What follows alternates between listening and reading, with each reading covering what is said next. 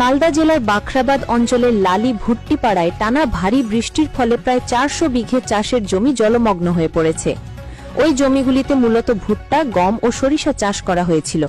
হঠাৎ ভারী বর্ষণের কারণে জমিতে জল ঢুকে পড়ায় ফসলের ব্যাপক ক্ষতির আশঙ্কা দেখা দিয়েছে। এলাকাবাসীর অভিযোগ, এলাকায় কালভার্ট থাকলেও জল পারাপারের রাস্তা বন্ধ হয়ে যাওয়ায় জল নিষ্কাশন সম্ভব হচ্ছে না। ফলে জমে থাকা পানি দিনে দিনে বেড়ে যাচ্ছে এবং কৃষকরা মারাত্মক সমস্যার মধ্যে পড়েছেন। এই পরিস্থিতিতে ক্ষুব্ধ এলাকাবাসীরা প্রশাসনিক আধিকারিকদের দ্রুত হস্তক্ষেপের দাবিতে বিক্ষোভ মিছিল করেন। জল নিষ্কাশনের ব্যবস্থা করতে হবে। প্রধানের কাছে দাবি করছি, এই নিষ্কাশনের ব্যবস্থা করতে হবে।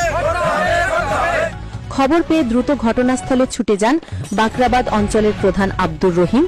সঙ্গে উপস্থিত ছিলেন মেম্বার শফিকুল ইসলাম, মিঠুন মণ্ডল, সুনীল সরকার, অভিনাশ মণ্ডল ও উত্তম মণ্ডল।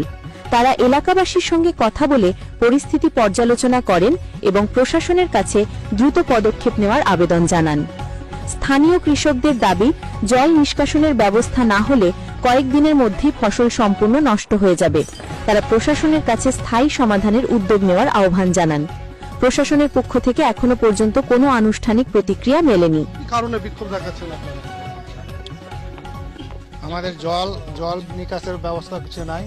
দেখেন যে 400 বিঘার জমি, এখানে একটা নিকাশ ছিল, তো নিকাশটা বন্ধ করা হয়েছিল, সেই কারণে জলটা বন্ধ হয়ে আছে।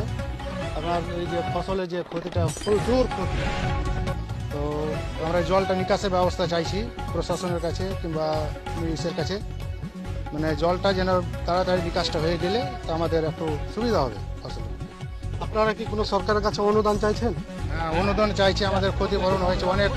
এখন বিঘা প্রতি বিঘা মানে 10 থেকে 15 হাজার টাকা খরচ আমাদের। এক বিঘা জমি চাষ করতে 10 থেকে 15 হাজার খরচ? হ্যাঁ, 15 হাজার টাকা খরচ আমাদের।